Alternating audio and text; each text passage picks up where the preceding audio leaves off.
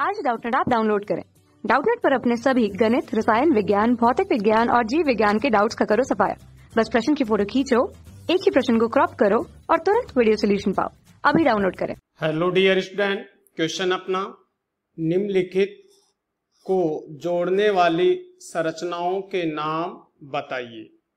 पेशी और अस्थि को एक अन्य अस्थि के साथ। सेकंड क्वेश्चन अपना निम्नलिखित शीर्षकों की परिभाषा लिखिए तथा व्यक्ति में इनके सामान्य मान भी बताइए। रुधिर दाब और नब्ज।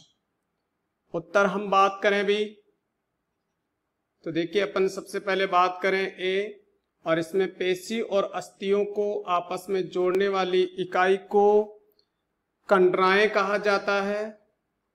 कंडराओं या इन्हें टेंडोन्स कहते हैं। टेंडोन्स।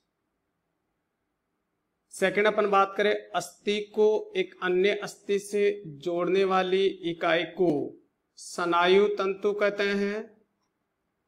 स्नायु तंतु या इन्हें लिगामेंट्स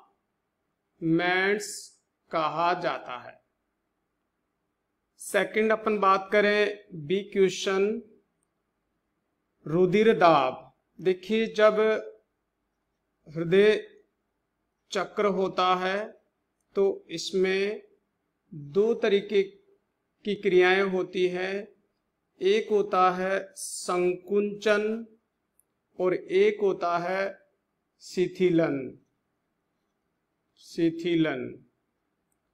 जब आलिंदों और नीलियों के संकुंचन से जो दाब पैदा होता है इसे सिस्टोल कहते हैं, और जब नीलियों का और आलिंदों का शिथिलन होता है तो इसे डायस्टोल कहते हैं। तो जब हृदय में सिस्टोल होता है तो उस समय रक्त वाहिनियों में जो दाब लगता है उसे सिस्टोलिक दाब कहते हैं। सिस्टोलिक दाब। और ये इस दाब का मान जो है सामान्य परिस्थितियों में 120 mmHg होता है।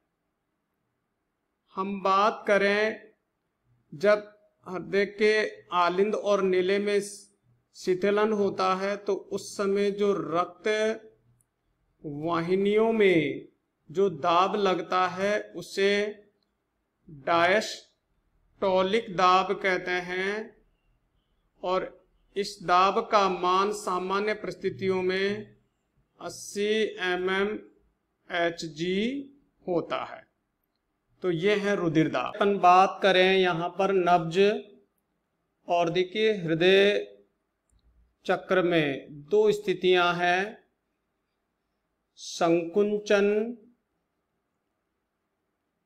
जिसे हम सिस्टोल कह रहे हैं, और शिथिलन जिसे हम डायस्टोल कहते हैं। संकुंचन के समय रक्तवाहिनियों में रक्त उच्च दाब के साथ बहता है।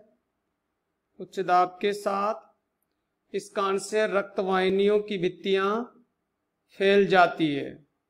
रक्त वाहिनियों की भित्तियां या धमनियों की भित्तियां फैल जाती है, और शिथिलन में रक्तवाहिनियों में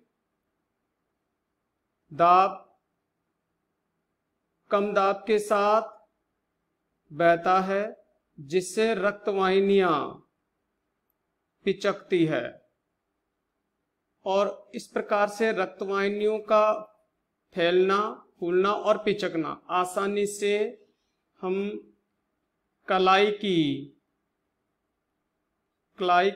धमनी में महसूस कर सकते हैं, जिसे स्पंदन कहते हैं। इसे नब्ज भी कहा जाता है, और इसका जो टाइमिंग है एक सामान्य व्यक्ति में तो 1 मिनट में या 7 सेकंड में ये 72 टाइम चलती है। तो 1 मिनट में 72 बार स्पंदन या नब्ज चलती है। Okay student, thank you. कक्षा 6वीं से 12वीं से लेकर नीट, IIT, JEE वो एडवांस के लेवल तक 1 करोड़ से ज्यादा छात्रों का भरोसा। आज ही डाउनलोड करें डाउटनेट ऐप या व्हाट्सएप करें अपने सारे डाउट्स 8400 400 400 पर।